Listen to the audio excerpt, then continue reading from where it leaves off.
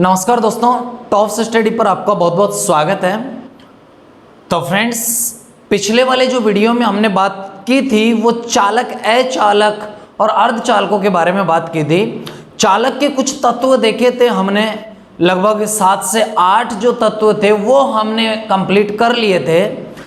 आज उसी वीडियो को हम क्रमागत करते हैं और आगे वाले जो तत्व होंगे, कुछ चालक में से कुछ तत्व बचे हुए हैं उनको भी हम देख लेते हैं। उसके बाद में हम देखेंगे अचालक और अर्धचालक। ठीक है, तो भाई साहब बात चल रही थी चालक की, और चालक के अंदर हमने देखा था कि सबसे अच्छा विद्युत का जो चालक होता था वो चांदी है। चांदी को Ag से दर्शाया जाता है और चांदी का विद्युत परिपथों में यूज जो किया जाता है, प्रयोग जो किया जाता है, वो रिले तथा स्टार्टर कॉन्टैक्टर जो बनाते हैं उनके मध्य किया जाता है। ये भी हमने देख लिया था। इसके बाद हमने देखा था कि चांदी का प्रतिरोध क्या पाया जाता है, शून्य पाया जाता है नगण्य रूप से। इसके बाद जो हम देखे थे वो देखे थे तांबा, और तांबा में हमने ये पढ़ा था कि तांबा का जो रेजिस्टेंस होता है, यानी कि जो इसका प्रतिरोध होता है, वो चांदी की अपेक्षा 98% पाया जाता है। विद्युत परिपथों में और विद्युतिक क्षेत्र के अंदर अगर देखा जाए तो तांबा का बहुतायत, यानी कि बहुत ज्यादा मात्रा में तांबा का प्रयोग किया जाता है। तांबा के बाद यदि प्रयोग की जाने वाला जो तत्व होता है, जो चालक पदार्थ होता है, वो होता है एल्यूमिनियम। तांबा का हम कहाँ कहाँ प्रयोग कर रहे थे? बस बार में कर रहे थे, CCSR में कर रहे थे। ठीक है, विद्युत जो वाइंडिंग की जाती है उसमें भी हम तांबा का प्रयोग कर रहे थे। यानी कि लगभग तांबा का जो प्रयोग किया जा रहा था, वैद्युतिक परिपथों में लगभग तांबा का प्रयोग किया जा रहा था। अब देखो, यदि किसी भी कोई मशीन है, कोई मोटर है, कोई भी वैद्युतिक युक्ति है, यदि उसकी कॉस्ट कम करनी है, यानी कि उसके पैसे थोड़े आपको कम करने हैं, तो आप तांबा की जगह उसमें एल्युमिनियम का यूज कर सकते हो। किंतु एल्युमिनियम का जो प्रतिरोध होता है वो तांबा की अपेक्षा क्या होता है? ज्यादा होता है। ठीक है, थोड़ा ज्यादा होता है, तो आप तांबा का यूज भी कर सकते हैं। यानी कि बहुत सारे परिपथ ऐसे हैं, बहुत सारी युक्तियां ऐसी है जिनमें तांबा की जगह पे एल्यूमिनियम का प्रयोग किया जाता है। एल्यूमिनियम को Al से दर्शाया जाता है, ये भी आपको मैंने बता दिया था। तांबा जो होता है, ये इसके बारे में भी हमने देख लिया था कि जो कम्यूटेटर होता है, विद्युत मोटर, ये जनरेटर के मध्य जो कम्यूटेटर होता है, कम्यूटेटर हार्ड ड्रॉन कॉपर का बनता है। इसके बाद में जो हमने देखा था वो देखा था जस्ता, जिसे हम जिंक भी कहते हैं, जिसे Zn के माध्यम से दर्शाया जाता है, तो उसके बारे में भी हमने देख लिया था। उसके बाद में लोहा हमने देखा था, जिसे Fe कहा जाता है, कि लोहा का कहाँ कहाँ प्रयोग किया जाता है। ठीक है, तो इन चीज़ों के बारे में हम देख लिए थे। इसके बाद में हम देखे थे ब्रॉन्ज और ब्रांस। अब जो ब्रॉन्ज होता है वो तो पीतल को कहते हैं, और ब्रांस जो होता है वो कांसे को कहते हैं। तो पीतल जो होता वो किन किन के मिश्रण से बनता था? यानी कि एक तो तांबा से और एक जिंक से, यानी कि जस्ता भी कह सकते हैं। ठीक है, तो एक तो जिंक से बनता था और एक किससे बनता था? तांबा से। इन दोनों से मिलकर क्या बनता था भाई? पीतल बनता था। पीतल का कहाँ प्रयोग किया जाता था? जो अपने होल्डर होते हैं उनके जो नीचे में पिन बनाई जाती है वहां पे किया जाता है, तथा फ्यूज सॉकेट जो होता है उनके पीछे में जो पेज रहते हैं वो भी आपने देखा होगा पीतल के होते हैं। इसके बाद में जो हमने देखा था कि पीतल का प्रयोग जो मोटरें होती है उनकी जो स्लिप रिंग बनाई जाती है, बड़ी मोटरों की स्लिप रिंग जो बनाई जाती है वो भी किसकी बनाई जाती है? पीतल की। ये चीज हम पढ़ लिए थे। अब हम जो आगे बात करेंगे वो करेंगे हम, पहला यहाँ पे जो तत्व ले रहे हैं वो चालक पदार्थ की बात हो रही है। ठीक है, तो चालक पदार्थ किसे कहते हैं? मालूम है ना, जिसमें इलेक्ट्रॉनों का प्रवाह अच्छे तरीके से हो सके, यानी कि इलेक्ट्रॉनों का प्रवाह होता हो, अच्छे से प्रवाह होता हो, उन्हें क्या कहा जाता है? चालक पदार्थ। ठीक है, अब देखो यहां पे हम बात करते हैं हम नाइक्रोम की। नाइक्रोम, अब देखो ये जो नाइक्रोम होता है ना, ये बनता है निकिल तथा क्रोमियम से। निकिल प्लस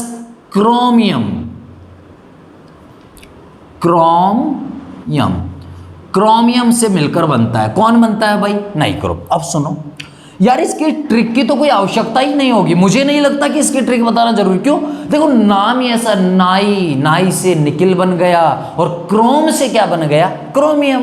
हो गया नाइक्रोम, है ना। तो इसकी मुझे नहीं लगता कि ट्रिक की इसकी आवश्यकता होगी, आप आराम से याद रख सकते हैं कि नाइक्रोम जो होता है ये निकिल तथा किससे बनता है, क्रोमियम। अब ध्यान रखें कि निकिल की इसमें जो प्रतिशतता होती है वो 80% होता है, जबकि इसमें क्रोमियम जो होता है वो कितना होता है, 20%। देखो एक निश्चित अनुपात में इनको मिलाया जाता है, और वो जो निश्चित अनुपात है वो है यहाँ पे निकिल का 80% रखा जाएगा और 20% किसको रखा जाएगा, क्रोमियम को। यदि 80 ग्राम आप निकिल लेते हैं तो आपको 20 ग्राम क्या लेना होगा, क्रोमियम। तो ये इसका एक रेशियो होगा, ये इसका एक अनुपात होगा, ठीक है। तो ये चीज आप समझ गए कि नाइक्रोम किस किस से मिलकर बनता है। अब देखो काम कहां आता है, तो ये जो नाइक्रोम होता है ना, ये जो हीटिंग एलिमेंट्स के लिए काम आता है। मैं ये कहूँगा कि जहाँ पे हीटिंग वाली बात की जाए ना, वहाँ पे आपको बस नाइक्रोम को रख देना कि नाइक्रोम का यूज इसमें किया जाता है। जैसे कि ऑप्शन में आपके पास आ जाए कि नाइक्रोम का यूज किस युक्ति में किया जाता है। अब आपके पास एक दे दिया जाए, जैसे कि मान लीजिए आपको एक दे दिया डीसी मोटर, ठीक है,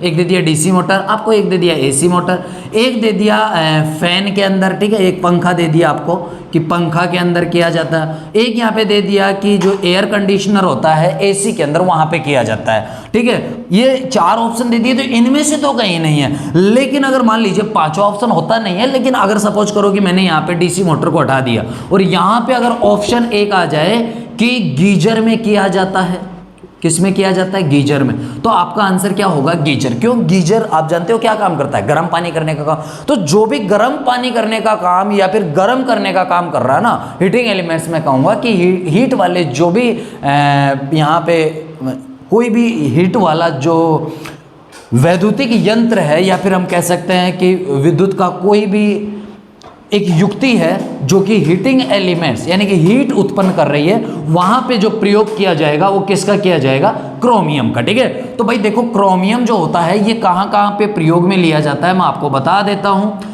एक तो यहाँ पे ये प्रयोग किया जाएगा विद्युत इस्त्री। विद्युत इस्त्री एक किसी की इस्त्री नहीं है, आपको यहाँ पे बात कर रहा हूं मैं विद्युत की, तो विद्युत की इस्त्री है, ठीक है। जानते हो ना इस्त्री का मतलब जो प्रेस होती है वो, तो विद्युत इस्त्री जो होती है इसमें किसका प्रयोग किया जाता है भाई, नाइक्रोम का। दूसरी अगर मैं यहाँ पे बात करूँ तो गीजर में, किसमें भाई, गीजर जो होता है उसमें भी प्रयोग किसका किया जाता है, नाइक्रोम का प्रयोग किया जाता है। कई बार काफ़ी बार ऐसा होता है कि जो अपना हीटर रहता है, वैसे देखो हीटर में पोर्सिलिन मिट्टी, काफ़ी बार पोर्सिलिन मिट्टी जो जिसे हम चीनी मिट्टी या फिर चाइना क्ले बोलते हैं उसका भी प्रयोग किया जाता है, और उसमें अभ्रक का भी प्रयोग किया जाता है। तो वो डिपेंड करता है कि उसकी कॉस्ट हमें क्या रखनी है, उसी हिसाब से उसमें जो भी तत्व होंगे या फिर जो कोई पदार्थ होंगे उनका प्रयोग किया जाएगा। तो हम कह सकते हैं यहाँ पे कि जो अपना हीटर रहेगा, हीटर में उसमें भी किसका प्रयोग किया जाता है, नाइक्रोम का, ठीक है। तो जो भी हीटिंग एलिमेंट्स के लिए मैं ये कहूँगा कि हीटिंग एलिमेंट्स जो भी हीट वाले यंत्र होंगे उनमें किसका प्रयोग किया जाएगा, नाइक्रोम का। चलिए ये नाइक्रोम भी क्लियर हो गया। अब जो हम बात करने वाले हैं वो करेंगे नेक्स्ट, ठीक है। तो चलिए इसको थोड़ा मैं मिटा देता हूँ। इसके बाद जो हम बात करेंगे वो करेंगे कैंथल। एक धातु होती है, एक धातु क्या होती है, कैंथल, ठीक है। तो ये देखिए एक धातु होती है कैंथल, जिसे हम कैथल बोल सकते हैं, कैंथल आप बोल सकते हैं। ये एक धातु होती है, इसका प्रयोग देखो आपसे कई बार पूछ लिया जाता है कि विद्युत भट्टियों के अंदर किस धातु का प्रयोग किया जाता है, यहाँ से मोस्ट क्वेश्चन बन जाता है। बस ये इसका जो मोस्ट क्वेश्चन बनता है ना वो यही बनता है कि भाई साहब कैंथल धातु कहाँ प्रयोग की जाती है, ठीक है। तो ये ऐसे भी पूछ सकता है कि कैंथल धातु कहाँ पे प्रयोग की जाएगी, या फिर आपसे ये भी पूछ सकता है कि विद्युत भट्टियों के अंदर प्रयोग की जाने वाली धातु कौन सी होगी, ठीक है। तो आपको क्या बताना है, कैंथल, ठीक है। तो ये जो इसका उपयोग किया जाता है, मैं यहाँ पे प्रयोग या फिर उपयोग लिख देता हूँ। जो इसका उपयोग होगा वो होगा विद्युत भट्टी में, विद्युत भट्टी में, ठीक है, विद्युत भट्टी में। तो विद्युत भट्टियां जो रहेगी, भट्टियां कर सकते हैं यहाँ पे, विद्युत जो भी भट्टियां रहेगी उसमें किसका उपयोग किया जाएगा, कैंथल धातु का, ठीक है। चलिए नेक्स्ट लेते हैं, जल्दी जल्दी इनको कवर कर लेते हैं। वैसे ज़्यादा इसमें कुछ है नहीं, बस आपको थोड़ा थोड़ा समझना है इसमें, ठीक है। अब जो हम बात करेंगे वो करेंगे लेड, जिसे हम सीसा कहते हैं या फिर आप इसे पीबी से भी दर्शाते हैं, ठीक है। जो लेड धातु होती है इसे हम क्या कहते हैं, एक तो सीसा, सुना होगा सीसा संचालक सेल, है ना भाई, सीसा संचालक जो बैटरी होती है।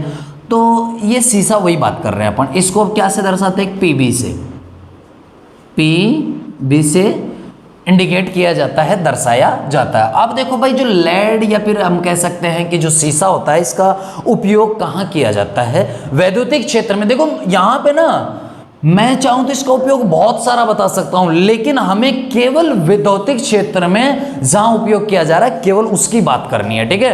तो हम ये नहीं कि अब्रक, लोहा का तो बहुत जगह काम में लिया जाता है, अब्रक बहुत जगह काम में आती है, लेड जो है बहुत जगह काम में आती है, उनसे हमें कोई मतलब नहीं है। हम बात कर रहे हैं यहाँ पे इलेक्ट्रिशियन थ्योरी की, तो इसलिए हम विद्युत के अंदर जहां पे ये काम में आती है वहीं पे हम बात करेंगे, ठीक है।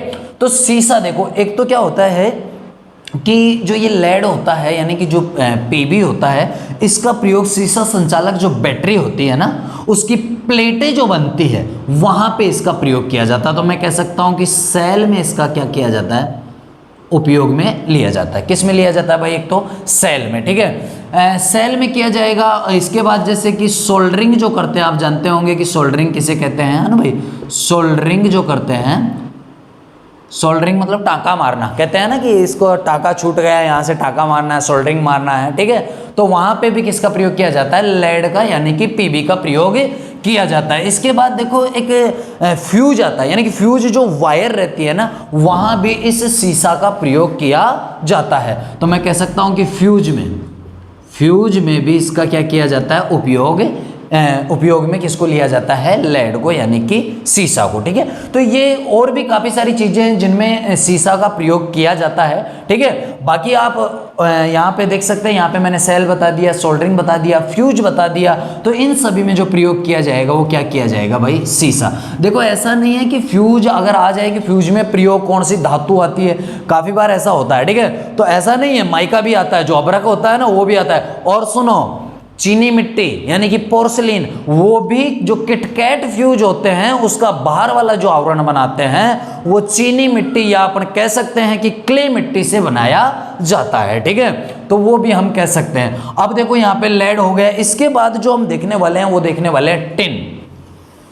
इसके बाद में हम क्या देखेंगे फ्रेंड्स, टिन देखेंगे। तो टिन देखो होती क्या है, टिन भी एक धातु होती है और इसका जो प्रयोग किया जाता है, या फिर मैं कहूँ कि इसको जो उपयोग में लिया जाता है, वो भाई साहब हमने देखा था एक पदार्थ, आपको याद हो तो जस्ता देखा था, जिसे Zn से दर्शाते हैं। तो उसका प्रयोग क्या था, यानी कि विद्युत रोधी परत चढ़ाने के लिए किसका प्रयोग किया जा रहा था, जस्ता का। वैसे ही ये टिन है, टिन का प्रयोग भी विद्युत रोधी जो विद्युत रोधी जो परत चढ़ाते हैं, सॉरी जंग रोधी परत जो चढ़ाते हैं, मैं विद्युत रोधी बोल गए यहाँ पे, जंग रोधी जो परत चढ़ाते हैं, जंग रोधी यानी कि जंग का जो अवरोध करती है, जंग का विरोध करती है, जंग नहीं लगने देती। आपने देखा होगा जो हमारे घर में ये चद्दर ये सब होती है ना, तो उनमें बहुत सालों तक उन पे जंग नहीं आती। कारण क्या होता है, कारण उनमें क्या है, या तो जस्तीकरण किया जाता है या फिर टीनीकरण किया जाता है। जो जस्ता की परत चढ़ा देगा तो जस्तीकरण हो जाएगा, या फिर गैल्वेनाइजीकरण।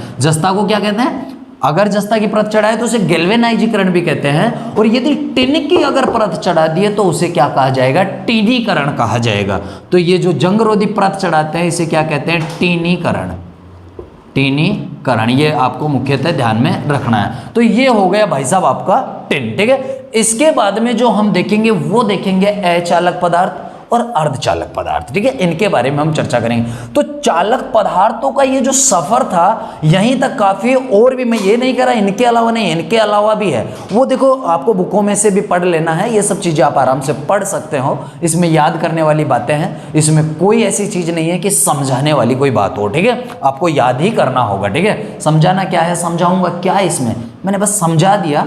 समझाना ये है कि भाई जो टिन, अब जंग रोधी, यहाँ पे टीनीकरण आ गया, इसमें देखो ये चीज कि टीनीकरण क्या है, ये बात समझाने वाली है। ये बात समझाने वाली नहीं है कि इसको ऐसे याद करो, ठीक है। तो याद तो आपको करना पड़ेगा, ठीक है। तो ये हो गया यहाँ पे टिन। अब देखो जो हम बात करेंगे वो करेंगे अचालक पदार्थों की, ठीक है। तो चलो इसको तो चलिए फ्रेंड्स, अब जो हम बात करेंगे वो करेंगे अचालक पदार्थों की। अचालक पदार्थ, अचालक को हम कुचालक भी कह सकते हैं, ठीक है। अब अचालक पदार्थ होते क्या है? अचालक पदार्थ वे पदार्थ होते हैं जिनमें इलेक्ट्रॉनों का प्रवाह जो होता है वो होता ही नहीं है, यानी कि इलेक्ट्रॉन इसमें गमन ही नहीं करेंगे, इलेक्ट्रॉन इसमें गति नहीं करेंगे। इन पदार्थों का प्रतिरोध अनंत पाया जाता है, बहुत ज्यादा पाया जाता है। तो इनका जो प्रतिरोध होगा वो क्या होगा? अनंत होगा। और चालकता क्या होगी? शून्य होगी। चालकता यहां पे अगर मैं बात करूं इसकी चालकता, तो चालकता जो रहेगी वो क्या रहेगी भाई? शून्य। ठीक है, शून्य रहेगी। और इनका जो रेजिस्टेंस का मान रहेगा, यानी कि प्रतिरोध का जो मान रहेगा, वो यहां पे क्या रहेगा? अनंत रहेगा। ठीक है, तो मैं कह सकता हूं यहां पे अनंत, अनंत रहेगा। तो जिन भी पदार्थों का प्रतिरोध अनंत होता है उसे हम क्या कहते हैं? अचालक पदार्थ कहते हैं। ठीक है भाई, जिसमें विद्युत धारा गमन नहीं करती हो। अब देखो ये पदार्थ बहुत सारे हैं वैसे तो, लेकिन हम उन्हीं पदार्थों को लेंगे जो अचालक होने के कारण ही उन्हें विद्युतीय क्षेत्र में यानी कि वैद्युतिक क्षेत्र में लिया गया है। तो विद्युत परिपथों में जो प्रयोग में लिया जाता है उन्हीं हम तत्वों को लेंगे, उन्हीं हम पदार्थों को लेंगे। ऐसा नहीं, ऐसे तो लकड़ी भी क्या है? एक अचालक है, लेकिन उसको हम नहीं बताएंगे। क्यों नहीं बताएंगे? क्योंकि उसको हमें विद्युत परिपथों में यूज नहीं लेना है। तो हम बात यहाँ पे इलेक्ट्रिशियन थ्योरी की कर रहे हैं, तो इसलिए विद्युत परिपथों में जो भी चीजें काम आएगी उनके बारे में हम चर्चा करेंगे। तो चलो भाई आगे बढ़ते हैं। तो यहाँ पे अचालक हम सबसे पहले जो पदार्थ लेंगे वो लेंगे VIR। VIR, अब देखो ये VIR जो है ये है क्या? VIR जो है इसकी अगर मैं फुल फॉर्म की बात करूं तो ये वल्केनाइजर इंडिया रबर है। क्या है? वल्केनाइजर इंडिया रबर। कभी कभार फुल फॉर्म भी पूछ ली जाती है, तो ये भी आपको याद रखना जरूरी है। अब देखो ये VIR होता क्या है? ये एक अलग किस्म का रबर होता है, रबर जिसे अपन कहते हैं। तो ये वाला जो रबर होता है ये बहुत ही अच्छी क्वालिटी का, जिसे अपन कह सकते हैं कि ये बहुत बेस्ट क्वालिटी का रबर होता है, बेहद ही अच्छी क्वालिटी का रबर होता है। लेकिन ये रबर हमें प्रकृति पर स्वतंत्र रूप से नहीं मिलता है, यानी कि हम गए रबर हमको मिल गया, कहीं खादान में मिल गया, ऐसा नहीं है। इस रबर को तैयार किया जाता है, एक मतलब एक निश्चित कुछ जो अपना जो कच्चा रबर रहता है, जो रबर रहता है उसके साथ एक क्रिया की जाती है ना। तो जो क्रिया करते हैं उसके बावजूद हमें जो प्राप्त होता है वो VIR रबर प्राप्त होता है। अब वो क्रिया क्या होती है वो मैं आपको बताता हूँ। क्या होता है कि सबसे पहले रबर ले लिया जाता है, जो सादा रबर है वो ले लिया, ये रबर ले लिया, ठीक है। इसमें थोड़ा जैसे कि एक निश्चित अनुपात में लेगा, माना कि इसका अनुपात जो है वो x है, ठीक है, x, y और z, इस अनुपात में 3 चीजें लेनी है हमें। एक ले लिया यहाँ पे अपन ने सल्फर, एक क्या ले लिया? सल्फर। और एक हमें लेना है zinc oxide, zinc oxide, zinc oxide आपको लेना है, ठीक है। तो एक लेना आपको जिंक ऑक्साइड। अब इनको एक निश्चित अनुपात में लेना है, उसके बाद इनको गर्म किया जाता है और एक विशेष विधि के अनुसार इनको गर्म किया जाता है, इनके साथ क्रियाएं की जाती है। उसके बावजूद जब इनकी क्रियाएं कंप्लीट हो जाती है तब जो निकल के आता है वो निकल के आता है VIR, यानी कि वल्केनाइजर इंडिया रबर। तो ये चीज हमने देखी कि किस तरीके से वल्केनाइजर इंडिया रबर बनता है, ठीक है। अब अगर बात करें कि इसका उपयोग कहाँ किया जाता है, इसका प्रयोग कहाँ होता है, या फिर इसे वैद्युतिक क्षेत्र में कहाँ उपयोग में लिया जाता है, तो मैं ये कहूँगा कि जो VIR होता है, जो भूमिगत केबुलें होती है ना, भूमि के अंदर से जो केबुलें जाती है, उनका जो बाहर वाला जो आवरण होता है, जिसे हम इंसुलेशन के नाम से जानते हैं, तो वो जो बाहर वाला आवरण होता है वो किससे बनाया जाता है? VIR रबर से बनाया जाता है। VIR रबर की एक खासियत क्या है कि देखो, एक तो ये विद्युत का कुचालक है, यानी कि विद्युत रोधी रहेगा। एक तो ये विद्युत का कुचालक रहेगा, साथ ही साथ इस रबर में नमी जो होती है वो भी अंदर प्रवेश नहीं कर पाती, यानी कि ये नमी रोधी का भी काम करता है। लेकिन कुछ चीजें ऐसी है जैसे पोर्सलिन, चीनी, मिट्टी, ये सब ऐसी चीजें हैं कि उनके बजाय ये नमी रोधी कम होता है, मतलब उतना नमी नहीं रोक सकता जितना कि पोर्सलिन, चीनी मिट्टी, अभ्रक ये सब रोकते हैं, लेकिन ये नमी रोधी का भी कार्य करता है। तो भूमि के अंदर क्या होता है कि जो केबुलें होती है वो अंदर से होके जाती है। अब नीचे आप समझ सकते हो कि भूमि के अंदर क्या होती है, नमी। अब नमी अगर उत्पन्न होगी और केबुल में अगर नमी उत्पन्न हो गई, केबुल के अंदर तक नमी पहुंच गई तो शॉर्ट सर्किट होने का खतरा होता है, वैद्युतिक हानि होने का खतरा होता है। इसीलिए वहां पे एक बढ़िया रबर का यूज किया जाता है जिसे हम VIR के नाम से जानते हैं या जाना जाता है। ठीक है भाई, तो ये हो गया आपका VIR वल्केनाइजर इंडिया रबर। इसके बाद में जो हम बात करेंगे वो करेंगे PVC कहें तो पॉली विनाइल क्लोराइड, इसकी फुल फॉर्म होगी। और देखो ये भी एक रबर ही है, ये भी एक अच्छे किस्म का रबर है, किंतु इस VIR की तुलना में इसका जो प्रतिरोध रहेगा, या फिर हम कहेंगे कि जो इसकी क्या बोलते हैं इसको, जो नमी रोधी रहेगा वो VIR की तुलना में थोड़ा ये कम रहेगा। जबकि PVC भी क्या है, एक नमी रोधी है और विद्युत रोधी है, दोनों ही है। अब PVC होता क्या है इसके बारे में मैं चर्चा करता हूँ। आपने देखो जब अपने घर में जैसे कि घर अपना बन रहा है, मकान बन रहा है, तो जब मकान बनता है या घर बनता है तो ऊपर वाली छत ढलाई होती है। तो छत ढलाई होती है तो आपने देखा होगा कि छत ढलाई से पहले छत किस पे रोकना है, तो फंटे लगाए जाते हैं लकड़ी की। ठीक है, उसके ऊपर क्या किया जाता है कि एक इलेक्ट्रीशियन आता है, जो मिस्त्री होता है वो आता है और बीच में जैसे फैन का जगह दे दिया, एक फैन का जगह दे देगा, या फिर बल्ब देना है, अगर छत में बल्ब लगाना है तो वो भी आप जगह दे देगा।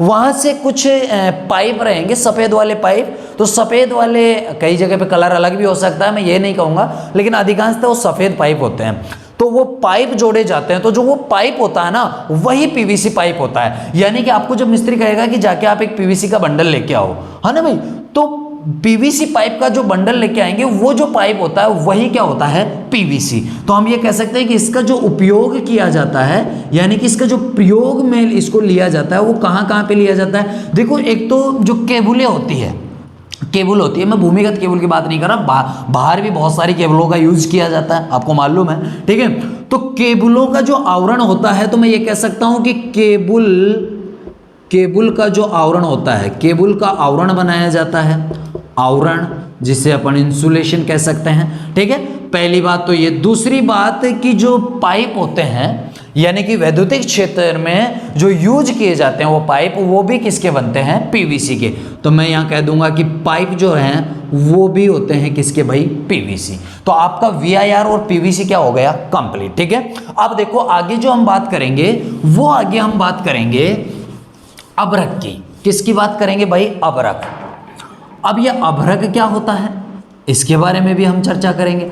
अभ्रक इसको माइका भी कहा जाता है। क्या कहा जाता है, माइका भी इसे कहते हैं। ठीक है भाई, अभ्रक एक ऐसी धातु है जो अपने भारत के अंदर सबसे ज़्यादा, यानी कि पूरे विश्व में सबसे ज़्यादा जो अभ्रक पाई जाती है वो भारत में ही पाई जाती है। इसका मुख्यतः आपको ध्यान में रखना है, ये जीके का क्वेश्चन बन जाता है। इलेक्ट्रिशियन थ्योरी में ये क्वेश्चन नहीं बनेगा वैसे, लेकिन मैं ये नहीं कह सकता कि नहीं बनेगा, क्योंकि भाई गारंटी किसी बात की नहीं होती। गारंटी जिस दिन चालू हो गई उस दिन माँ बच्चे पैदा करना बंद कर देगी। क्यों?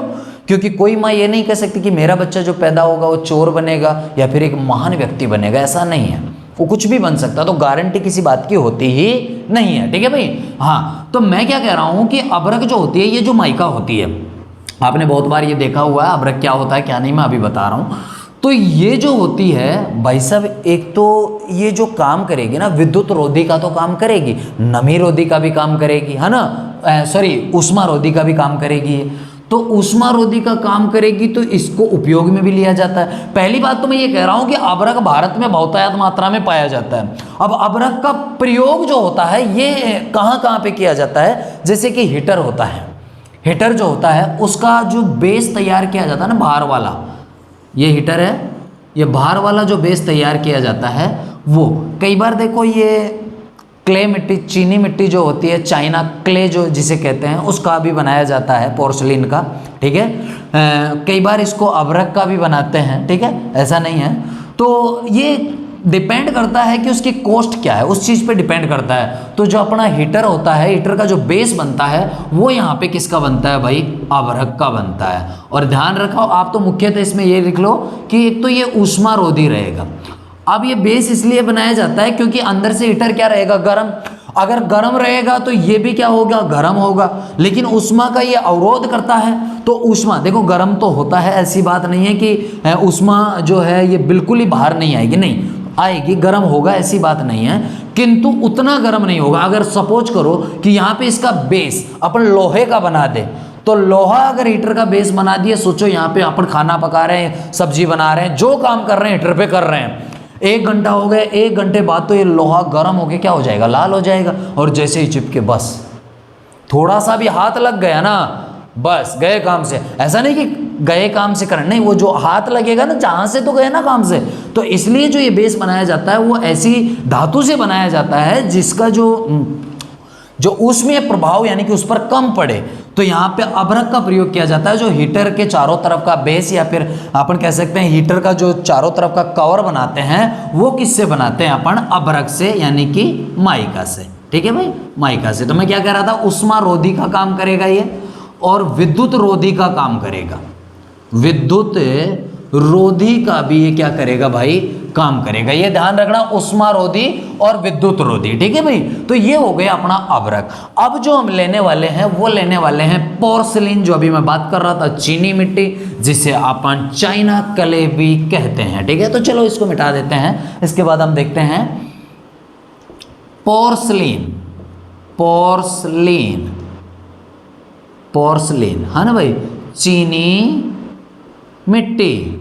अच्छा आपने देखा होगा, देखो वैसे चीनी मिट्टी ना, चीनी मिट्टी के बर्तन होते हैं, जैसे कि जो अपन चाय पीते हैं ना, चाय, तो वो जो कप होता है, मैं कांच वाले गिलास की बात नहीं कर रहा हूँ, कप होता है ना, कप छोटा वाला, ठीक है, डिस्पोजल नहीं, घर में जो रहता है, आपने देखा होगा, आप समझ गए होंगे जो मैं आपको बोलना चाह रहा हूँ, वो आप समझ गए होंगे।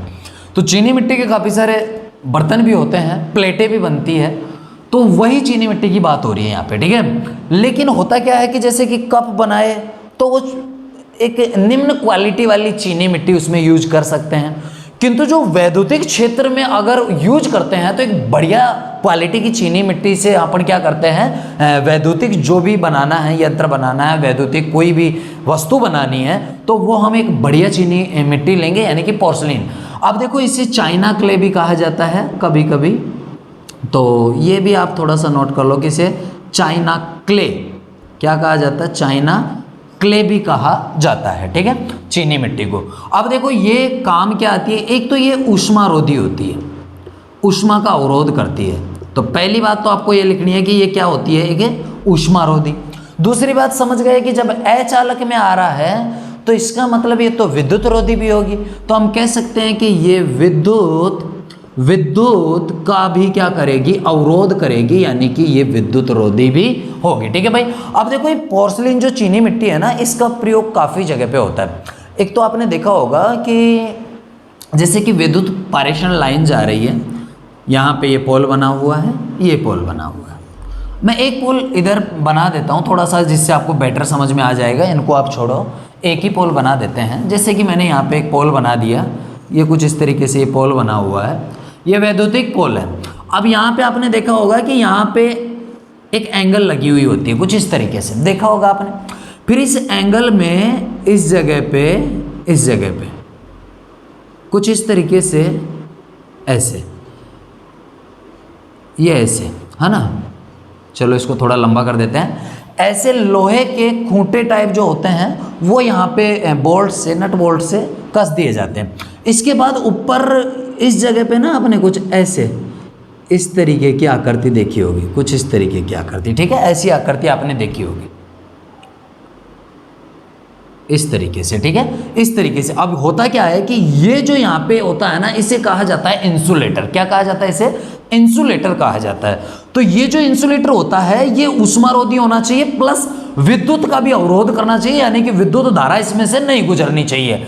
तो यहाँ पे ये इसलिए लगाया जाता है, एक यहाँ लगा दिया, जैसे कि यहाँ पे 3 फेज जा रहा है तो 3 लगाना होगा, तो एक यहाँ पे लगा दिया, ये तो बीच वाला थोड़ा ऊंचा रखा जाता है, ये जो तार होता है ये ऊंचा रखा जाता है। फिर यहाँ पे बीच में है ना ऐसे खांचा रहता है थोड़ा सा, मैं आपको बता दूं कि बीच में ऐसे दबा हुआ रहेगा खांचा, तो उसमें से क्या है कि वायर आराम से निकल जाएगी, इधर उधर नहीं भागेगी, ठीक है। तो आप देख सकते हैं, इसको देखे होंगे बहुत बार। तो ये जो होता है इसे इंसुलेटर कहा जाता है, और ये जो इंसुलेटर बनाए जाते हैं ये किसके बनाए जाते हैं? चीनी मिट्टी के। किसके भाई? चीनी मिट्टी के। देखो यहाँ पे उष्मा रोधी भी होना चाहिए, क्यों? क्योंकि अगर हीट जनरेट होगा और इसमें उष्मा का संचार हो जाएगा तो उष्मा से देखो होगा क्या कि यहाँ पे ये लोहा है, ठीक है, तो लोहा से होगा, लोहा पिघल भी सकता है और कुछ भी हो सकता है, इसलिए उष्मा रोधी का होना आवश्यक है। या फिर ये जो तार होता है उसको भी क्या कर देगा? बहुत ज़्यादा गर्म। वैसे तार जो जा रहा है वही जो हीट है वो उत्पन्न करेगा वैसे तो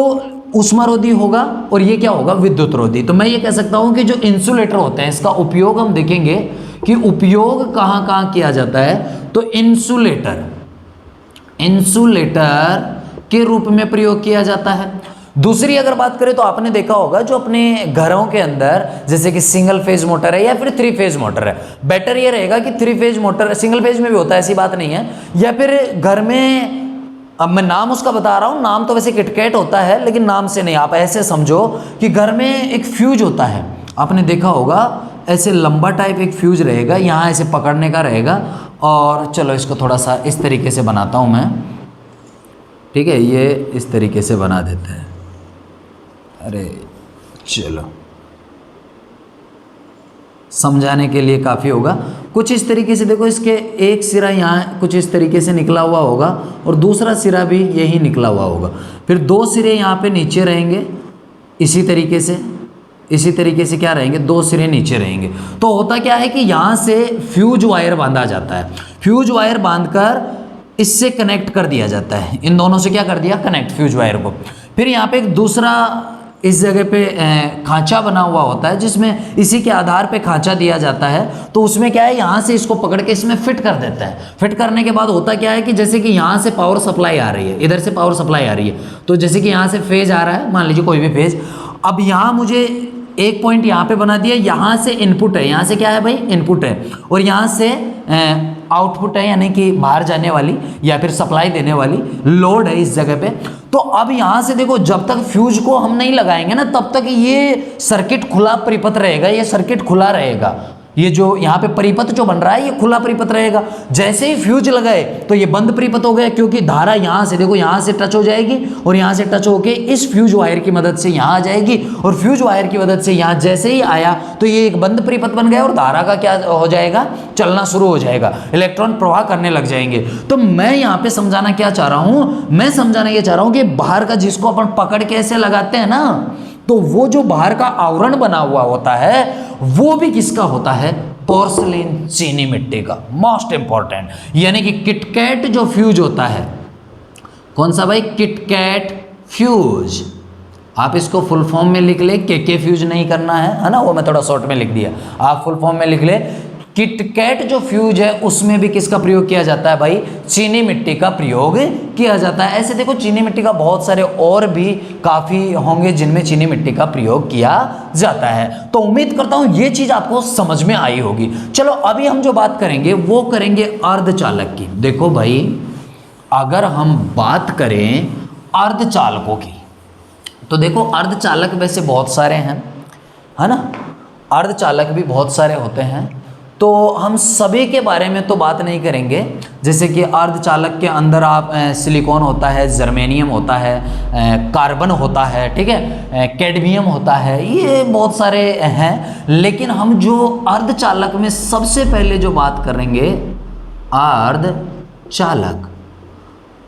अर्धचालक यानी कि जिसमें इलेक्ट्रॉनों का प्रवाह तो होता है किंतु कम होता है, ज़्यादा नहीं होता है ना, इन्हें क्या कहा जाता है? अर्धचालक। भाई इलेक्ट्रॉन प्रवाह तो करेंगे किंतु क्या करेंगे? कम, उन्हें क्या कहा जाता है? अर्धचालक। बात समझ में आ गई?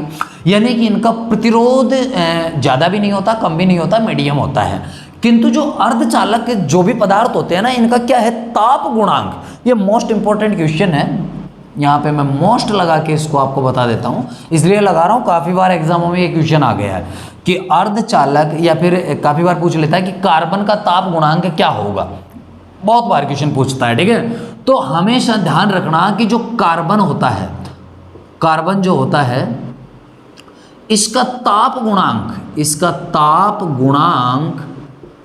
गुणांक ऋणात्मक होता है। क्या होता है? ऋणात्मक होता है। अब इस चीज को आप समझे नहीं तो मैं समझा देता हूं, क्लियर कर देता हूं कि ताप गुणांक की ऋणात्मक क्या चीज आ गई, इसको थोड़ा सा आप बढ़िया से समझाओ, हम समझ नहीं पाए। इसका अर्थ ये होता है कि यदि कार्बन, जैसे कि मैंने जिस दिन आपको मेरे जो ऑफिस में मैंने आपको मोटर दिखाई थी, पंप हाउस के अंदर स्लिप रिंग एक मोटर दिखाई थी, उसमें आपने देखा होगा जो कार्बन बुशेज थी वो 6 बुशेज थी। कार्बन बुश जो थी वो कितनी थी? 6 थी, टोटल 6। अब वो क्या है, स्लिप के, जैसे कि यहाँ पे मैंने स्लिप रिंग बना देता हूँ मैं थोड़ा सा, बहुत अच्छे से समझ में आ जाएगा आपको। देखो यहाँ पे हमने क्या किया, ये रोटर बना दिया, रोटर, और रोटर से यहाँ से हमने क्या किया, ये इस तरीके से हमने क्या बना दी, स्लिप रिंग बना दी, ठीक है। अब इसमें क्या है कि स्लिप रिंग होती है, जैसे कि एक स्लिप रिंग यहाँ पे ये वाली हो गई इस तरीके से, ये स्लिप रिंग हो गई, ठीक है। 3 स्लिप रिंगें रहेगी, ये ध्यान रखना, 3 स्लिप रहेंगी। ये रेड हो गया, RYB में होता है, ये येलो हो गया, आप देख सकते हैं येलो हो गया, और सॉरी येलो नहीं, RYB में ये ब्लू हो गया, मैं गलत कर दिया थोड़ा सा, येलो हमारे पास नहीं है मार्कर, तो येलो के लिए हम ब्लैक यूज कर लेंगे। यहाँ पे ये ब्लू हो गया, ब्लू वाला, ठीक है। तो ये देखो स्लिप रिंग जो रहेगी ना, उनका कोई कलर नहीं रहेगा, उनका कलर नहीं रहेगा। वहां पे जो कनेक्शन दिया जाएगा, जो वायर रहेगी, यानी कि जिसे हम केबल कहते हैं, वो जो रहेगी, वो कनेक्शन जो दिया जाएगा वो दिया जाएगा RYB में। तो देखो ये यहाँ पे स्लिपें लगा दी गई, तो यहाँ पे 3 हम स्लिप लगा देते हैं, टोटल यहाँ पे 3 स्लिप हम लगा दिए। माना कि ये जो है ये Y है, ये ब्लैक वाला क्या है, Y। अब होता क्या है कि यहाँ कार्बन बुश, उधर भी इधर भी कार्बन बुशें जो होती है छोटी छोटी, उसकी जो कार्बन बुश होती है ना, वो देखो होता क्या है कि कार्बन बुशें जो इसमें लगाते हैं तो वो टच होके, यानी कि घर्षण होता है, घिसकर चलती है, क्योंकि रोटर घूमेगा। कैसे घूमेगा? क्योंकि 3 फेज इसमें सप्लाई जा रही है, स्लिप रिंग में सप्लाई जा रही है। देखो एक मोटर होती है जो जिसे अपन स्लिप रिंग कहते हैं, और एक होता है जो स्क्वायल केज इंडक्शन मोटर होता है। तो स्क्वायल केज इंडक्शन मोटर में ऐसा नहीं होता कि रोटर में सप्लाई नहीं दिया जाता, वो रोटेटिक जो उसका चारों तरफ का जो स्टेटर होता है, वो रोटेटिक जो मैग्नेट फील्ड तैयार करता है, यानी कि चुंबकीय क्षेत्र, घूमते हुए स्वभाव का चुंबकीय क्षेत्र तैयार करता है, और उसी के आधार पर वो रोटर को क्या कर देता है, घुमा देता है, ठीक है, रोटर को घूर्णन करवा देता है। लेकिन यहाँ पे स्लिप रिंग है। अब देखो होता क्या है कि इसके यहाँ पे टच होके कार्बन बुशें चल रही है। अब होगा क्या, जैसे जैसे ये घूमेगी तो घर्षण बढ़ेगा, घर्षण बढ़ेगा तो जब दो चीजों को, दो धातुओं को आपस में रगड़ा जाए तो वो क्या करती है, ऊष्मा जनरेट करती है, हीट पैदा करती है। तो यहाँ पे भी हीट पैदा होगा, और जब हीट पैदा होगा तो जो यहाँ पे कार्बन बुश जो यूज की जा रही है उनका टेम्परेचर बढ़ेगा, और टेम्परेचर बढ़ने से उन बुश का प्रतिरोध क्या होगा, घटेगा। तो जब टेम्परेचर अधिक बढ़ जाता है तो उनका प्रतिरोध क्या हो जाता है, घट जाता है। तो इसीलिए यहाँ पे कार्बन बुश का उपयोग किया जाता है। अब देखो आप कहोगे कि कार्बन बुश का उपयोग किया जाता है, ऐसी धातु भी तो ले सकते हैं ना, मतलब जिसका प्रतिरोध शून्य हो या फिर प्रतिरोध बहुत कम हो। यहाँ पे जो कार्बन की बुश आप यूज में ले रहे हैं, वहाँ पे आप तांबा की भी ले सकते हैं, आप वहाँ पे एल्यूमिनियम ले सकते हैं, उनका प्रतिरोध तो कम होता है। तो देखो ऐसा होता है कि इसके मोटर को ऑपरेट करने के लिए, चलाने के लिए, जिस दिन मैंने आपको बताया था कि इसमें एक रेजिस्टेंस लगा हुआ होता है, एक स्टार्टर होता है जिसे मैन्युअली रूप से आप चालू करेंगे। चालू करने के बाद एक रेजिस्टेंस लगा हुआ होता है, एक प्रतिरोध, जहाँ पे एक ड्रम नुमा आकृति होती है जिसमें ऑयल भरा हुआ होता है, अंदर में काफ़ी सारी उसकी संरचनाएं होती है। वो हम स्टार्टर जब पढ़ेंगे तो तब हम बताएंगे, ठीक है। तो उसमें क्या होता है कि हाथ से मैन्युअली रूप से हमको रेजिस्टेंस शुरू में अधिक रखना पड़ता है, जो प्रतिरोध होता है वो ज़्यादा रखना पड़ता है, फिर धीरे धीरे उसको क्या किया जाता है, घटाया जाता है। तो जैसे जैसे प्रतिरोध घटेगा वैसे वैसे चालकता बढ़ेगी, और चालकता जैसे जैसे बढ़ेगी वैसे वैसे ये जो स्लिप रिंग मोटर रहेगी इसकी घूर्णन गति तेज होती जाएगी, और जैसे जैसे तेज होती जाएगी वैसे वैसे ये कार्बन जो बुशेज है ये गर्म होती जाएगी, और गर्म होती जाएगी तो उसके अनुसार इसकी जो मैक्सिमम स्पीड होगी उस पर ये चलने लग जाएगी। आ गई बात समझ में? तो कार्बन बुश इसलिए यूज किया जाता है कि शुरू में इसका प्रतिरोध ज़्यादा होना चाहिए, शुरू में क्या होना चाहिए, प्रतिरोध इसका ज़्यादा होना चाहिए, बाद में इसका प्रतिरोध वो हट जाना चाहिए। तो बात समझ में आ गई होगी। तो जो अर्धचालक है वो क्या है, कार्बन। और कार्बन जो होता है मुख्यतः अपने को अर्धचालकों में यही पढ़ना है, हमें जर्मेनियम, सिलिकॉन इनसे कोई मतलब नहीं है, क्योंकि हम वैद्युतिक जो परिपथों में यूज लिए जा रहे हैं वो चीज़ों को हम पढ़ रहे हैं। तो उम्मीद करता हूं दोस्तों ये वीडियो ना आपको बहुत पसंद आया होगा, और वीडियो पसंद आए तो प्लीज़ यार वीडियो को लाइक ज़रूर कर दो और कमेंट्स कर दो नीचे में, यदि कोई बात है तो अगर अच्छा लगा हो तो भी कमेंट्स कर दो, थम्स अप भेज दो। और यदि चैनल को अभी तक आपने सब्सक्राइब नहीं किया तो चैनल को सब्सक्राइब कर दे, साथ ही बेल आइकन का बटन दबा दे ताकि आपको टाइम टू टाइम नोटिफिकेशन मिलते रहे। Thank you for watching my video देखने के लिए आपका बहुत बहुत धन्यवाद। जय हिंद, जय भारत, वंदे मातरम।